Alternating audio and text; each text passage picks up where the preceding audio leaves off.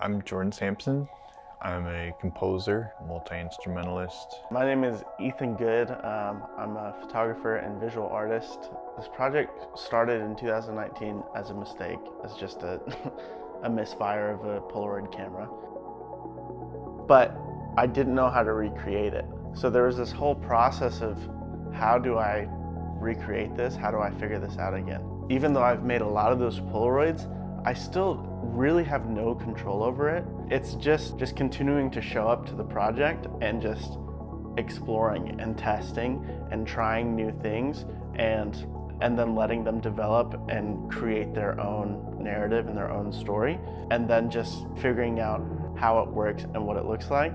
I started to realize that I had this substantial body of work that no one knows about. I started scanning them in and kind of manipulating them even more, and it was just like really cool, really beautiful stuff. The scans, I was able to pull out really amazing colors out of them. And then just through some random researching and a type of artificial machine learning called GANs, which are generative adversarial networks, which is like a mouthful. Basically, you give a computer a database of images and it tries to recreate them itself. You're seeing like the brain of the computer trying to figure out what's happening. I was like, oh man, this is gonna be so sick if I can like put my Polaroids into it and try and find a way to get it to train on the Polaroids. What you're seeing, they're called latency walk videos. You're seeing these latency walk videos of a computer trying to figure out how to recreate the Polaroids that I've given it and that I've scanned in.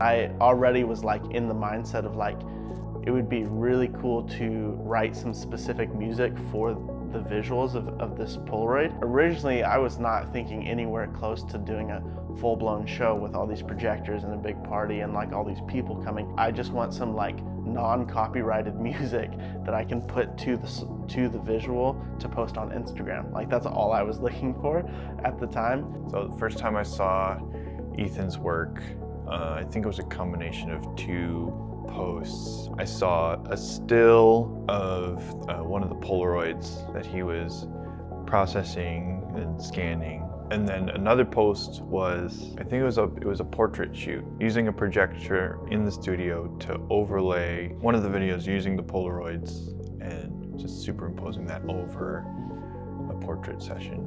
Jordan ended up commenting on my Instagram post. I think he said like, have you ever thought about putting live music to this? At that point, I had been following him for like a few months, but he reached out to me and I was like, oh crap, like he's already thinking like what I am thinking. That was really when my wheels started turning.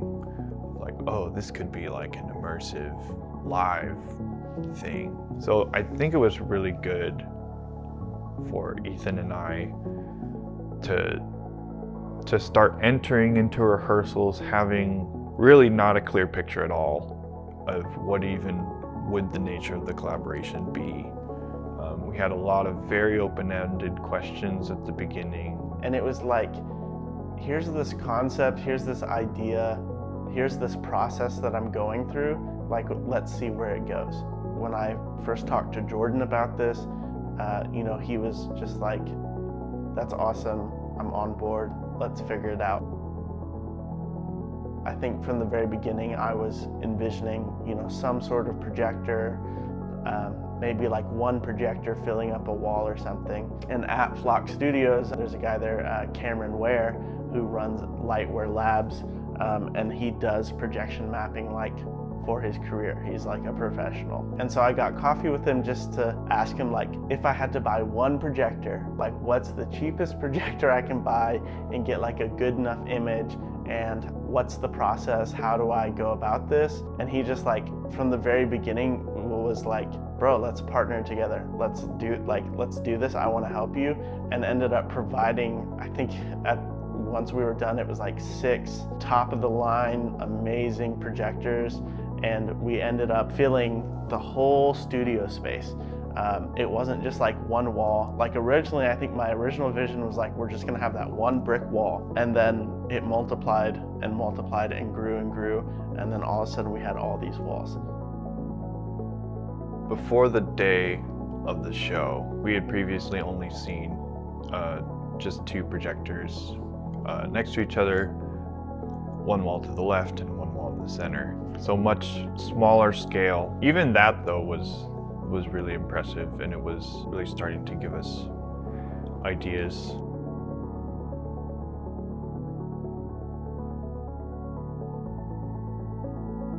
I think the main thing that we got from testing multiple walls was realizing that we could still incorporate a level of people like walking amongst the projection. When we saw the full scale of the projections, I mean, it really truly was immersive. I mean, if you laid down close to the front of the venue and just looked up or slanted up, it was just all projected images. When I really realized how immersive it could be was when I was actually playing during the show.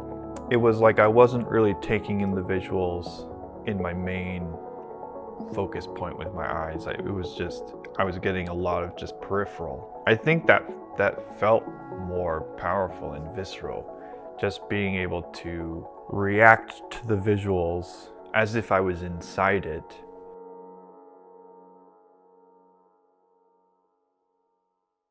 The whole process forced me to slow down and forced me to like get uncomfortable with the idea that I don't know how to do this. So let me just try everything I can to try and figure it out. And there was a lot of sitting and waiting, just sitting in front of the Polaroid while I had popped the chemicals and messed around with it, and just waiting and hoping that it turned into something. And so I think I wanted that same experience for the people to see it as well, to sit with it and be okay with like maybe some uncomfortable silence or some like really slow movements, but stuff is still happening. It's moving, it's still doing its thing. You just can't tell yet, and that's fine. And that's fine that you aren't being just like bombarded with all these things, but you're still fully there for it and fully there for that moment.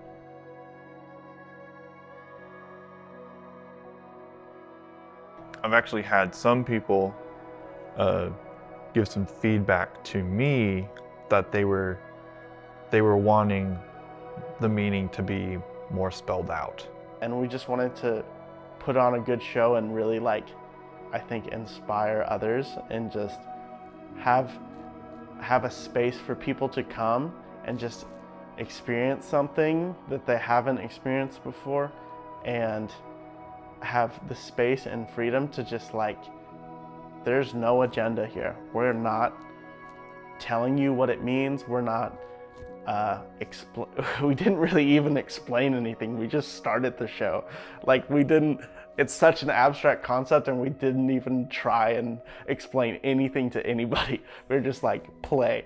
And just leaving it up to people to come and see it for the first time. Initially, I was like, oh, maybe I should change my process to give like a specific meaning to them.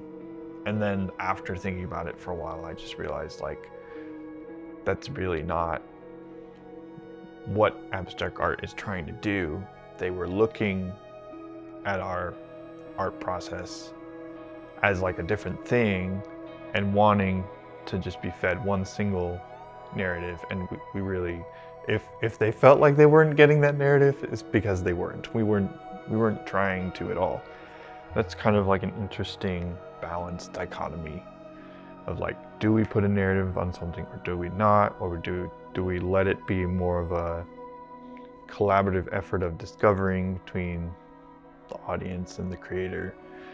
I really like that space. When we were first testing, this was maybe like our second or third week meeting, we were at Jordan's house, and Mark was there, and his daughter was there as well. And she came out of her room and walked into the living room where I had my projector set up, and the projection was on the wall. And I remember her kind of like walking up to it and just like, wow, just like big eyes. And like one of the pieces that was playing was like this slow, like just slow moving piece and very relaxing and calming. And she just started like, she just started breathing with the piece. And that was like so encouraging. Like, wow, we're like doing, like if a kid can like walk in and just like immediately get it, we're onto something. I understand that like doing collaborations with that type of art, it's important that all the collaborators understand that element of the work. So looking back on like how the show went, it blew all my expectations out of the water. It went above and beyond. And I think part of the reason why it was so successful in that aspect, and why the collaboration between Jordan and I and Cameron and everyone involved was so good, was we all just stuck with our wheelhouse. Like I was 100% in charge of the visuals, and I do the visuals really well. And when it came to sound, I knew I wanted sound, but I just trusted Jordan in the process and had a little bit of direction, you know, to give, but then he had some direction to give me for my visuals. And so then Jordan was able to give 100% to the sound, and then so were Mark and Cole, and then so was Cameron. So everyone was just giving everything that they had, and everyone was operating 100% in the way that they were supposed to operate. There was a ton of trust between everyone, and fully partnering with people in 100% of their giftings and their passions, and probably even part of their calling as well, you know? Like I truly feel called to like doing this type of work. I'm sure Jordan feels the same.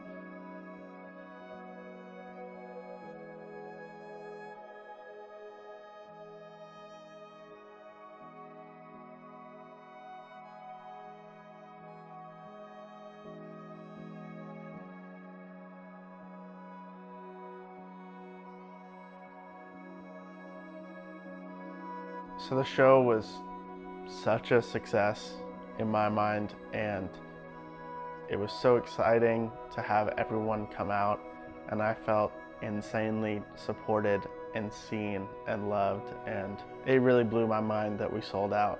Like I think originally I was like, it would be cool if like 10 people came, but it was like all these people showed up, showed their support. It was really amazing. And now we have a ton of other people that after seeing, you know, what my friends have posted like on their Instagram stories, they have been like, when's the next one? When are you doing this again? I want to be a part of this. I want to experience this for myself, which is really exciting. And so now I'm already just like, all right, like let's figure this out. What's the next steps? How do we keep moving forward? How do we keep innovating in this space? And yeah, and I just had like the best time ever. It was literally like things I've been dreaming of for years happening, you know?